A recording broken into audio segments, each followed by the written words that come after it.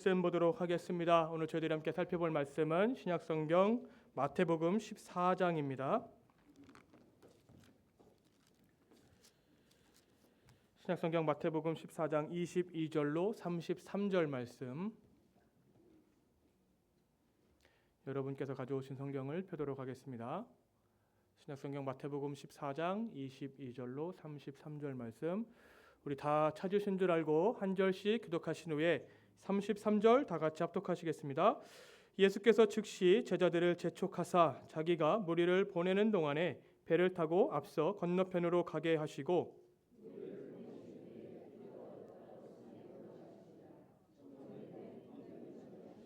배가 이미 육지에서 술이나 떠나서 바람이 거스름으로 물결로 말미암아 고난을 당하더라.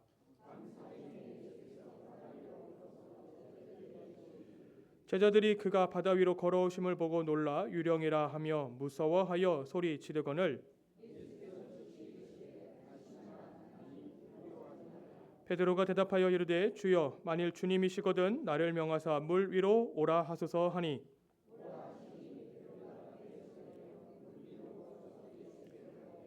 바람을 보고 무서워 빠져가는지라 소리질러 이르되 주여 나를 구원하소서 하니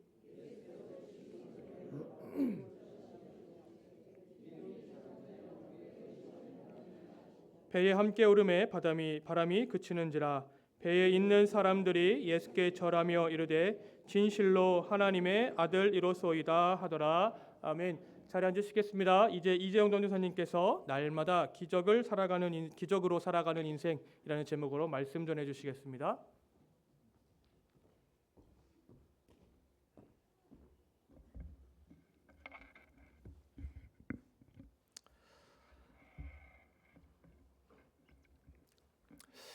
지금 이탈리아 밀라노와 코르티나라고 하는 곳에서는 동계 올림픽이 한창 진행 중인데요. 며칠 전에 이 동계 올림픽에서 아주 놀랄만한 그런 뉴스가 전해졌습니다. 스노우보드 종목에 출전했던 이 대한민국의 최가온이라고 하는 선수가 금메달을 땄다고 하는 그런 소식인데요. 이 뉴스가 좀 이렇게 놀랄만한 뉴스인 이유는 여러분들 잘 아시다시피 예전부터 대한민국은 동계 올림픽에서 이 스케이팅 종목에 조금 이렇게 강점이 있는 그런 나라지 않습니까? 그래서 우리가 좀 메달을 기대하는 종목은 주로 이 스케이팅, 이 쇼트트랙이나 스피드 스케이팅 같은 그런 빙상 종목에 우리가 좀 기대를 걸고 있었는데 이 기대하지 않았던 이 설상 종목, 눈에서 하는 이 스노우보드 종목에서 우리 최가온 선수가 금메달을 땄다라고 하는 것입니다. 그래서 이 최가온 선수가 딴 이 금메달이 대한민국 역사상 처음으로 이 설상, 이 눈 위에서 딴 그런 금메달이라고 하는 그런 뉴스를 들었는데요. 그런데 이 최가온 선수의 메달이 조금 더 특별하게 이렇게 다가왔던 것은 이 선수가 아직 17살밖에 안 된 이 고등학생이라고 합니다. 참 어린 선수가 세계적인 선수들이 있는 곳에서 이게 금메달을 땄다고 하니까 참 대견한데, 근데 원래 이 스노우보드 종목에는 원래 클로이 킴이라고 하는 이 한국계 미국인 선수인데 이 선수가 계속해서 그 종목에서 금메달을 땄던 선수입니다. 여러분 잘 아시는 이제 김연아처럼 그 종목에는 이 클로이 킴이 계속 강자였는데요. 그래서 이번 대회도 아마 이 클로이 킴이 이 금메달을 따게 될 것이다. 사람들이 그렇게 예상을 하고 실제로 경기도 좀 그렇게 이렇게 좀 진행되었습니다. 클로이 킴이 좀 이렇게 우승하는 것처럼 분위기가 됐는데, 근데 참 이 어린 우리 최가온 선수가 경기 중에 2번이나 넘어져서 좀 큰 부상을 당하는 그런 어려운 상황 가운데서도 이 끝까지 최선을 다해서 경기를 잘 마쳤습니다. 근데 이 선수가 경기를 마치고 이제 경쟁 상대인 클로이 킴의 결과를 기다리는 상황에서 놀라운 일이 벌어졌습니다. 이 가장 유력한 이 메달 후보였던 이 클로이 킴 선수가 이 마지막에 넘어진 거예요. 마지막에 이렇게 넘어지게 되면서 점수를 얻지 못하고, 그렇게 점수를 얻지 못하니까 이제 그때까지 가장 높은 점수를 얻었던 우리 최가온 선수가 이게 금메달을 따게 되었다는 것입니다.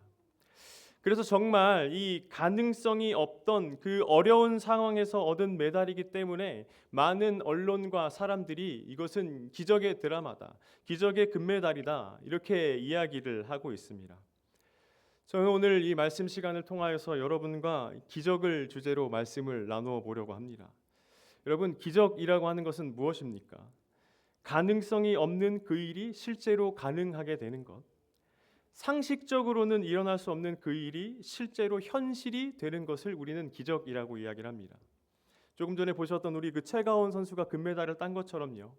상황이나 현실은 가능성이 없고 상황이나 현실을 바라보자면 이것이 되지 않을 것 같은데 그 불가능했던 것들이 가능하게 이루어지는 것을 우리가 기적이라고 얘기를 하고 그리고 그 기적이 일어나게 되면 정말 많은 사람들이 놀라게 되는 바로 그 사건이 기적이라는 것입니다. 저는 오늘 이 말씀을 나누면서 이 자리에 계신 우리 모두가 날마다 이런 기적을 경험하시게 되기를 원합니다. 그런데 오늘 우리가 바라보고 나누기 원하는 그런 기적은요, 단순히 어떤 운동 경기에서 드라마틱하게 승리하는 그런 기적의 이야기가 아닙니다. 오늘 우리가 경험하고 나누기 원하는 그 기적의 이야기는요, 바로 예수님께서 목적을 가지고 우리 삶에 직접 일으키시는 삶의 기적의 이야기입니다. 그래서 우리가 오늘 그 주님의 기적의 이야기를 통해서 우리의 삶에 불가능했던 것들이 가능하게 되고 그래서 모든 사람들이 우리의 삶을 바라보며 놀랄 만한 그런 변화가 그러한 기적이 우리 모두의 삶에 있기를 주님의 이름으로 축복합니다. 그래서 오늘 우리가 이 본문의 말씀을 통해서 그 기적의 이야기를 나눠 보려고 하는데요. 세 가지 주제로 말씀을 좀 살펴보려고 합니다.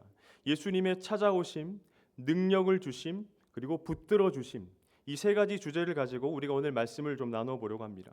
먼저 첫 번째 주제인데요. 예수님의 찾아오심입니다. 한번 따라해 보도록 하겠습니다. 예수님의 찾아오심. 우리의 삶을 변화시키는 그 기적의 이야기는 예수님이 우리를 찾아오신다는 것입니다.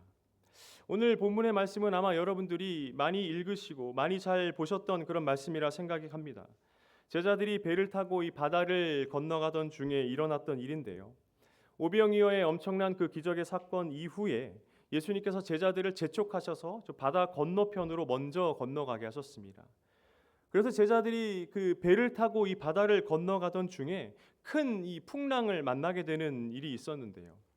얼마나 그 파도가 크고 풍랑이 컸던지 제자들이 이 풍랑 때문에 고난을 당했다고 성경에 이렇게 표현될 정도로 정말 위급하고 어렵고 힘든 풍랑을 제자들이 만났습니다. 그 장면이 24절과 25절에 나와 있는데요. 이렇게 기록이 되어 있습니다. 배가 이미 육지에서 술이나 떠나서 바람이 거스름으로 물결로 말미암아 고난을 당하더라. 밤 사경에 예수께서 바다 위로 걸어서 제자들에게 오시니. 지금 제자들이 이 고난이라고 부를 수밖에 없는 그 큰 풍랑을 만나고 어려움을 겪고 있었던 상황 가운데서 오늘 성경은 어떤 기적이 일어났다고 기록하고 있습니까? 예수님께서 물 위를 걸으시는 기적의 사건이 그 순간 일어났다고 기록하고 있습니다. 이 배가 제대로 떠 있기도 힘든 그 거친 파도, 고난이라고밖에 표현할 수 없었던 그 거센 그 파도 가운데서 예수님이 그 거친 바다를 평지처럼 걸어 오셨다라고 하는 것이에요. 여러분, 사람이 물 위를 걷는다는 것 생각만 해도 참 놀라운 그런 기적의 장면 아닙니까? 아마 제자들도 그랬던 것 같습니다. 상상할 수 없었던 그런 일, 생각할 수 없었던 그런 일들이 실제로 눈앞에 펼쳐지니까 이 제자들이 정말 놀랐어요. 얼마나 놀랐냐면 그 거룩한 예수님을 보고 유령이다라고 이야기할 정도로 제대로 예수님을 알아보지 못할 정도로 제자들이 참 이것을 보고 깜짝 놀랐다라고 하는 것입니다.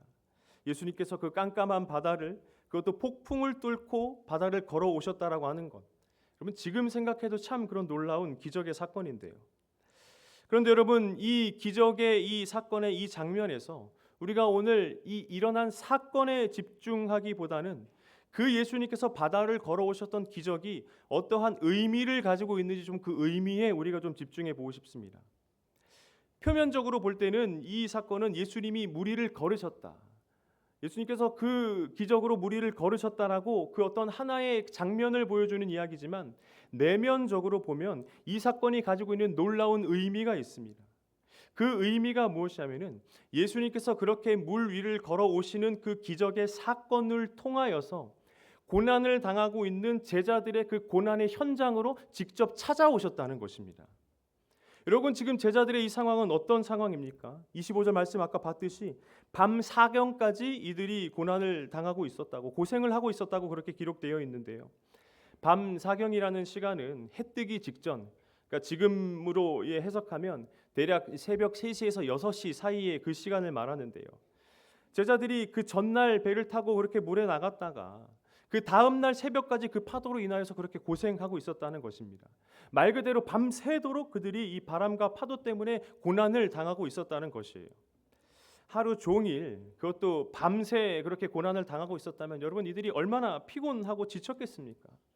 하루 종일 그것과 싸우다 보니까 피곤하고 지쳐서 이제는 그 모든 힘이 다 빠져 있고 온 사방은 깜깜하고 아무것도 보이지 않고 여기서 내가 어떻게 할지, 이러지도 저러지도 못할지라고 하는 그러한 상황 가운데서 그러한 순간을 맞이하고 있을 때, 바로 그 순간에 예수님께서 물 위를 걷는 기적을 통해 고난을 당하고 있는 그 제자들을 찾아오시고 그 고난의 현장으로 예수님께서 직접 들어오셨다는 것이에요. 저는 주님께서 걸어서 이 배에 다가가셨다는 것이 참 드라마틱한 예수님의 연출이라고 생각하는데요. 여러분 한번 상상을 해보십시오. 깜깜한 밤에 아무것도 보이지 않고 폭풍은 치고 있고, 오늘 지금 밖에 비가 많이 내리고 있는데 그렇게 비가 오고 비바람이 치는 가운데 그 위협적인 상황에서 예수님께서 멀리 조금씩 다가오시는 것입니다. 뿅 하고 나타나신 것이 아니라 멀리서 그 바다를 밟으면서 다가오신 것이에요. 근데 여러분, 이 방법이 특별합니다. 예수님께서 그냥 오신 것이 아니라 험한 바다를 걸어오셨다라고 하는 것이에요. 걸어오셨다라고 하는 것은 예수님께서 직접 그 발로 그 제자들을 위협하고 그 제자들을 힘들게 하는 그 고난의 바다를 밟고 오셨다는 것입니다. 예수님의 그 권위와 권세로 그 모든 것들을 밟으시면서 예수님께서 그 기적의 능력으로 그 제자들을 괴롭히고 힘들게 하는 그 어둠의 바다를 밟으시며 다스리시며 그 삶의 현장 가운데로 찾아오셨다라고 하는 것이에요. 그리고 그렇게 찾아오셔서 그 기적의 능력으로 예수님께서 그 고난의 현장에 찾아오셨을 때에, 임재하셨을 때에 바로 그 순간에 기적이 일어났다는 것이에요. 여러분, 여기에 우리가 붙들어야 될 놀라운 기적의 메시지가 있는데요. 그것이 무엇이냐면, 진정한 기적은 예수님께서 나를 찾아오시고 만나주시는 그 사건 자체가 우리의 삶의 진정한 기적이라는 것입니다. 우리의 삶이 아직 폭풍 가운데 있고 아직 풍랑을 헤매고 있을 때, 우리가 아직 그 폭풍에서 어찌할 바를 몰라 헤매고 있을 때 주님께서 먼저 우리 인생에 찾아오신다는 것이에요. 그리고 그 삶의 현장에 찾아오시고 그 고난의 현장에 임재하셔서 그 사랑으로 우리를 구원해 주신다는 것입니다. 이것이 바로 기적의 본질이고요. 이것이 바로 복음이 우리들에게 주는 놀라운 메시지입니다. 로마서 5장 8절 말씀에는 이렇게 기록을 하고 있습니다. 우리가 아직 죄인 되었을 때에 그리스도께서 우리를 위하여 죽으심으로 하나님께서 우리에 대한 자기의 사랑을 확증하셨느니라. 우리가 아직 죄인 되었을 때에, 우리가 아직 그 죄악의 바다 가운데 있을 때에, 우리가 아직도 고난에서 헤매이고 있지만 주님은 그 아직 그러고 있는 우리를 먼저 찾아오시고 그 가운데에 임재하셔서 그 우리의 삶을 변화시켜 주시는 그 놀라운 복음의 메시지가 우리가 봐야 할 진정한 기적이라는 것입니다. 그렇기 때문에 여러분, 우리가 바라봐야 할, 특별히 우리가 삶에서 바라봐야 할 기적의 메시지는, 우리는 자격이 없지만, 그리고 나는 아직까지 그 고난에 헤매고 있지만, 나는 아직까지 그 죄악 가운데 있지만 그 주님께서 나의 고난의 현장에 임재하신다는 것. 심지어는 그 죄악된 현장에도 주님이 임재하신다는 것. 그래서 우리를 건져주시고 우리를 붙들어 주시는 그 사랑이 우리를 찾아오셨다는 것이 진정한 기적의 메시지인 줄로 믿습니다. 그래서 여러분, 삶을 살아가실 때마다 이 복음의 메시지를 기억하시며 나의 삶의 현장에 찾아오신 예수님, 이미 찾아오신 그 예수님을 기억하시면서 날마다 삶을 기적으로 살아가시기를 주님의 이름으로 축복합니다. 두 번째로 우리의 삶에 나타나는 기적의 이야기는 예수님께서 우리들에게 능력을 주신다는 것입니다. 한번 따라해 보겠습니다. 능력을 주심. 오늘 말씀에서 우리는 한 인물을 발견할 수 있죠. 바로 예수님의 제자 베드로입니다. 예수님이 물 위를 걸어오시는 이 엄청난 기적의 장면에서 유독 베드로만 조금 다른 제자들과 이 다른 모습을 보여주고 있는데요. 28절 말씀인데 우리 28절 말씀 한번 같이 한번 읽어보도록 하겠습니다. 시작. 베드로가 대답하여 이르되 주여, 만일 주님이시거든 나를 명하사 물 위로 오라 하소서 하니. 성경을 좀 살펴보시면 유독 이 베드로가 조금 튑니다.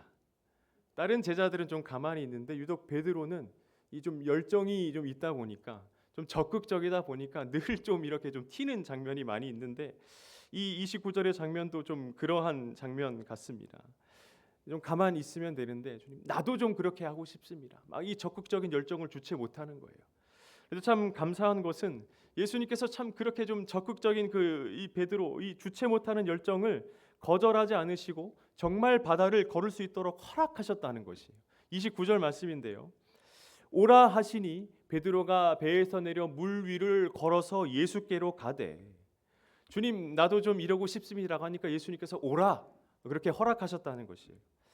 어떤 학자는 이 장면을 이렇게 좀 보면서 이 장면이 인류가 최초이자 마지막으로 이 물을 걸었던 기적의 장면이다 이렇게 좀 이야기를 하는 그런 학자의 이야기도 있는데요. 여러분 저는 여기서 베드로가 그 물 위를 걸었던 그 기적의 사건 안에 있는 본질적인 팩트를 좀 주목하고 싶습니다. 여러분 베드로가 물 위를 걸어갔는데요. 이 베드로가 지금 그 물 위를 걸어갔던 그 사건 안에서 우리들에게 이야기해주고 있는 한 가지 중요한 그 논리는 무엇입니까? 물 위를 걷는 그러니까 물 위를 걸어갈 수 있는 예수님의 그 능력이 이제는 베드로에게 허락되었다는 것이에요. 그 전까지는 베드로는 그 폭풍 가운데서 헤매이고 폭풍 가운데서 좌절할 수밖에 없고 나약하게 그 폭풍 가운데서 흔들릴 수밖에 없는 존재였지만 이제는 물 위를 걷는 그 능력이 예수님으로부터 베드로에게 임하였다는 것입니다. 베드로가 주님 나도 하고 싶습니다라고 하니까 예수님께서 그 능력을 베드로에게 주셨다라고 하는 것이에요. 그 능력을 주셨기 때문에 예수님께서 베드로에게 그 능력을 허락하셨기 때문에 이제는 베드로가 물 위를 걷는 그 기적을 체험하는 사람으로 변화되었다라고 하는 것입니다.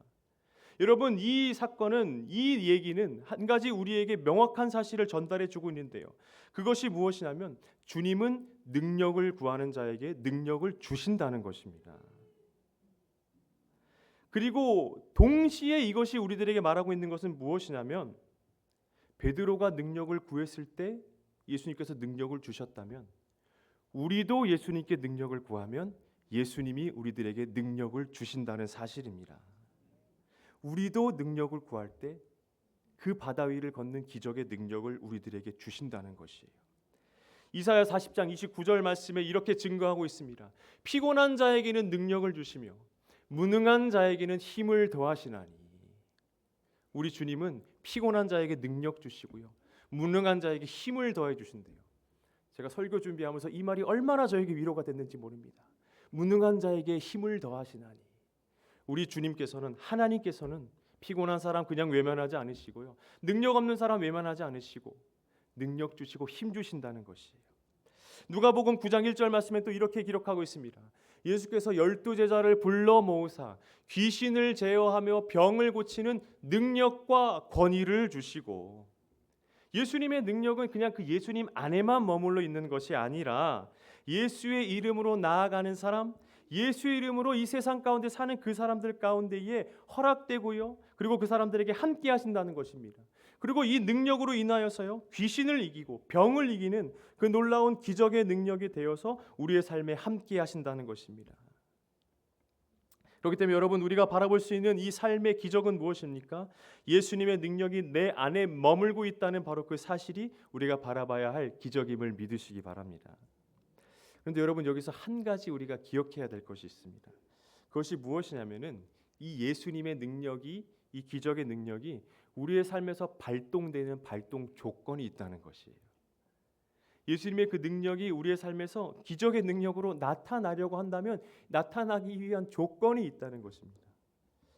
그 조건이 무엇이냐면 바로 이 능력을 가지고 예수님처럼 살아가려고 할 때, 능력을 가지고 나도 예수님 닮아가기로 작정할 때 바로 그 예수 그리스도의 기적의 능력이 우리 가운데에 힘을 발휘한다는 것입니다. 여러분 베드로가 어떨 때 그 능력을 받았습니까? 나도 예수님처럼 바다를 걷고 싶습니다. 나도 예수님처럼 걸어가고 싶습니다라고 했을 때 그 능력이 베드로에게 임하였다는 것을 여러분 기억하시기 바랍니다. 마찬가지로 우리의 삶에서도요. 그 예수 그리스도의 기적의 능력이 우리 가운데 가장 강하게 역사하실 때는 바로 우리가 예수님처럼 살기로 다짐하고 그 능력을 구할 때, 이 인생과 폭풍과 이 풍랑 가운데서도 예수님처럼 살아가기를 구할 때, 예수님처럼 되기를 구할 때 바로 그 예수님의 기적이, 그 능력이 우리 가운데에 임한다는 것입니다. 여러분, 이 예수 그리스도의 기적의 능력은 어떤 능력입니까? 원수를 사랑할 수 있는 능력입니다. 지금 나를 힘들게 하는 저 원수라고도 안 합니다. 왼수라 그러죠. 도저히 사랑할 수 없을 것 같아서, 저 인간이 내 삶에, 내 시야에 머물기 때문에 너무 힘들고 용서할 수 없는 것 같은 그 사람도 용서하게 하는 것이 예수 그리스도의 능력이라는 것이에요. 그래서 그 능력이 임하면 그 지옥 같은 삶의 현장이 바로 예수 그리스도의 기적의 현장으로 변하게 되는 것입니다. 또 이 능력은 어떤 능력입니까? 장차 올 영광을 바라보며 고난을 이기게 하는 능력이에요.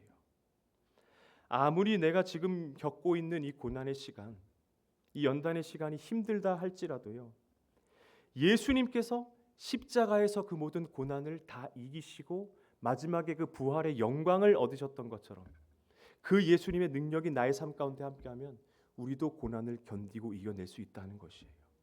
그리고 그 고난 다 견디고 다 이기고 끝에 가서는 우리도 예수님처럼 그 영광을 얻을 수 있게 하는 그 능력이, 그 기적의 능력이 이제는 우리 가운데에 허락되었다는 것입니다.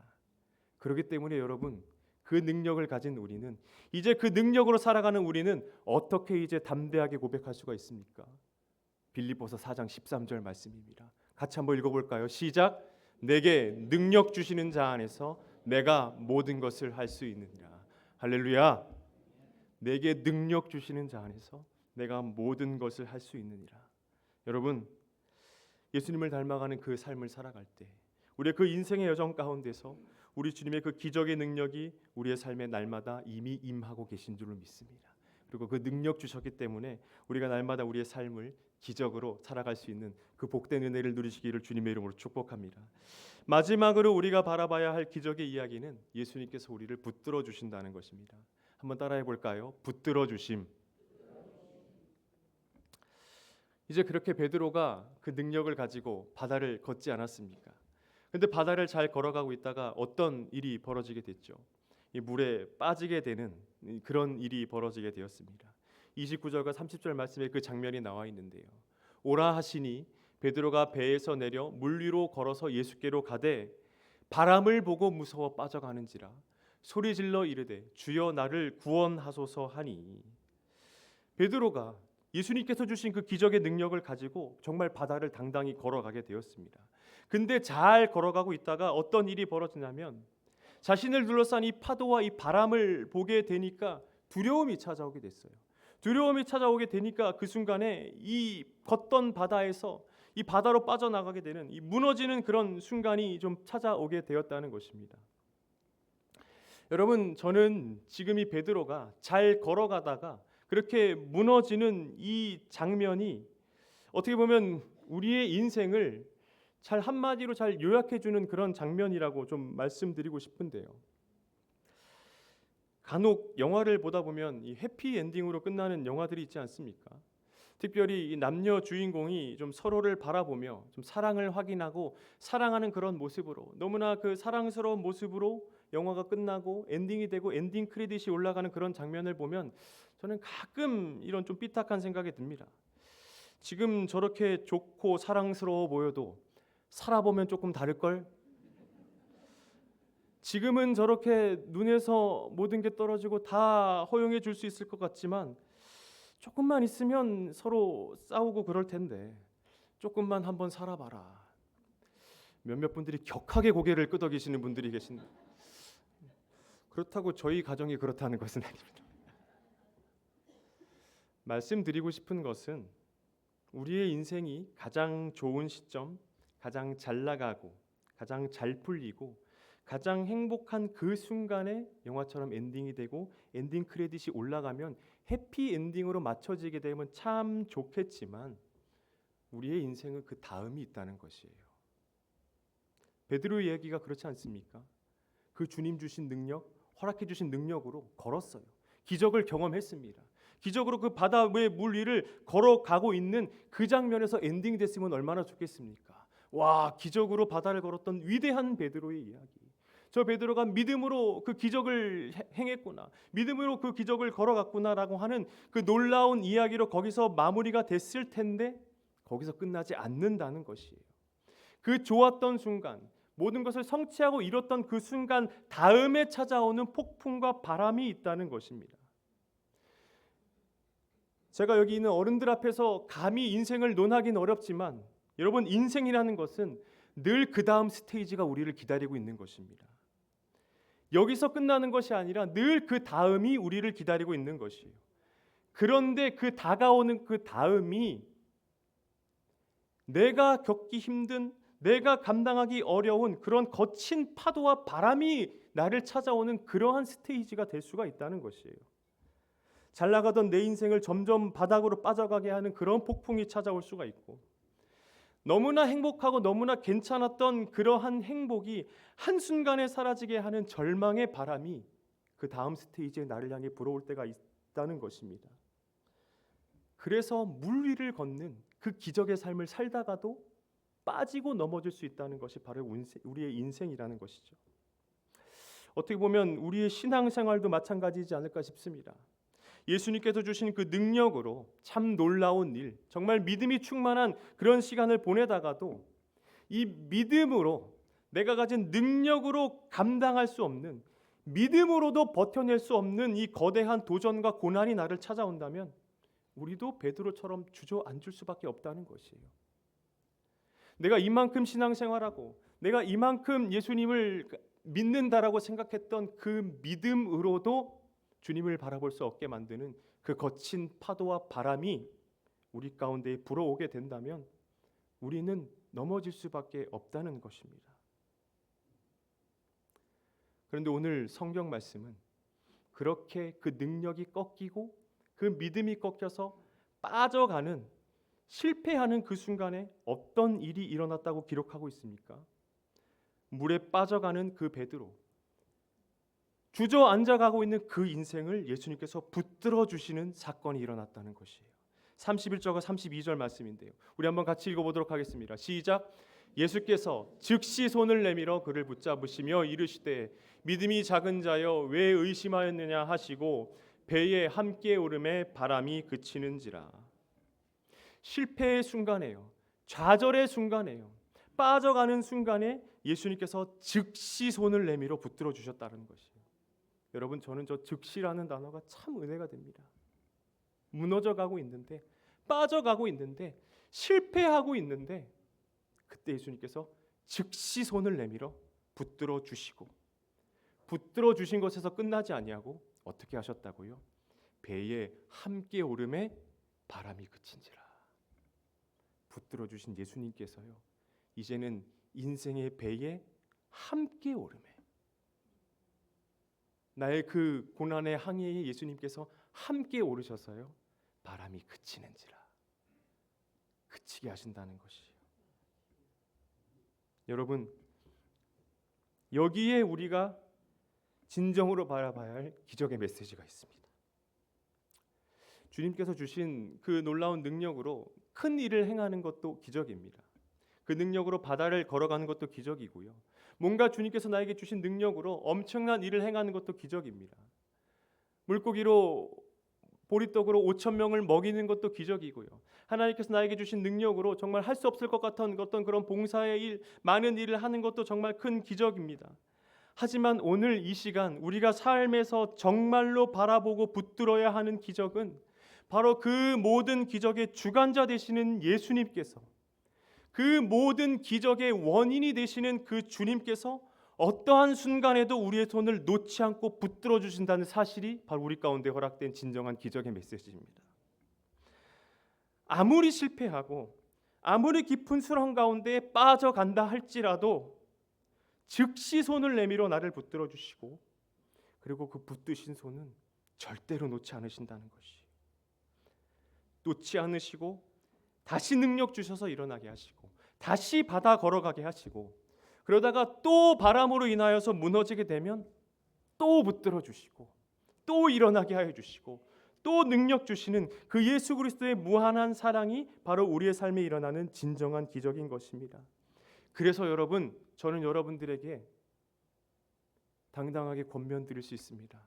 여러분들의 삶은 기적으로 살아갈 수 있는 삶임을 믿으시기 바랍니다. 그 예수님의 손이 결코 나를 놓지 않기 때문에 어떠한 실패가 있다 할지라도, 좌절이 있다 할지라도 나를 다시 일어나게 하시는 그 예수님의 손이 지금 나를, 즉시 나를 붙들고 계시기 때문에 우리의 삶은 날마다 기적으로 살아갈 수 있는 삶임을 믿으시기 바랍니다. 마지막으로 사진 한 장을 보면서 말씀을 마무리하려고 하는데요. 여기 계신 분들 중에서도 아마 많은 분들이 좀 보셨을 거라 생각합니다. 사이렌 사운드라고 하는 이 뮤지컬 극장에서 그 상영하는 이 지저스라고 하는 타이틀의 그 뮤지컬의 포스터인데요. 이 뮤지컬은 예수님의 그 일대기를 이렇게 상영하는 그런 프로그램인데, 그 예수님의 일대기를 그 상영하는 프로그램에서 그 예수님을 상징하는 그 포스터를 오늘 본문에 나온 이 장면, 예수님께서 그 풍랑 가운데서 빠져가는 베드로의 손을 잡는 그 장면으로 이 예수님의 일대기를 좀 이렇게 표현하고 있습니다. 제가 이 사진을 보여드리는 것은 이제 여러분이 삶의 현장 가운데 돌아가셨을 때에 그 삶의 현장에서 저 예수님의 좀 기적의 손을 여러분들이 좀 기억하셨으면 좋겠기 때문입니다. 오늘 말씀을 듣고 여러분들이 삶에 복귀하셨을 때에, 삶의 현장으로 돌아가시게 되었을 때에 돌아간 그 삶에는 아직도 우리 앞에 놓인 거친 바다와 폭풍우가 그대로 있을 것입니다. 문제는 아직 나를 괴롭히고 있고요. 문제는 아직 나를 힘들게 하고 있다라고 하는 것이에요. 현실은 아무것도 변하지 않고 아직도 나를 흔들리게 하는 그 사실은, 아직도 해결되지 못하는 그 고난의 문제는 아직도 나를 그 삶에서 기다리고 있다라고 하는 것이에요. 그리고 그 가운데서 믿음으로도 이겨낼 수가 없고 능력으로도 이겨낼 수 없는 그 일들이 나를 흔들고 있는 그 현실은 아직도 우리를 기다리고 있다는 것입니다. 하지만 여러분, 현실은 달라지지 않았지만 무엇이 달라졌습니까? 이제 우리는 그 기적의 주님이 우리를 붙들고 계시다는 그 사실을 우리가 다시 한번 깨달았다는 것입니다. 현실이 변하지 않아도, 그 현실이 계속해서 나를 무너뜨린다 할지라도 그 무너지는 현실 가운데서 나를 붙들어 주시는 주님의 손이 언제나 함께 하신다는 그 사실을 이제는 우리가 알았기 때문에 지금 그 폭풍우의 현실, 지금 그 비바라치는 현실은 기적과는 거리가 멀어 보일 수가 있지만 그 예수님이 내 손을 붙들고 계시기 때문에, 그리고 그 예수님이 나의 삶의 현장으로 찾아오시기 때문에, 그리고 능력을 주시기 때문에 우리의 삶은 날마다 기적으로 살아갈 수 있는 삶임을 믿으시기 바랍니다. 그래서 우리의 삶에 있는 모든 고난의 폭풍우와 그 두려움의 바다를 이기게 하시는 그 주님의 손길을 기억하시며 날마다 기적의 삶을 살아가시게 되기를 주님의 이름으로 축복합니다. 우리 시간 함께 기도하길 원합니다. 주님,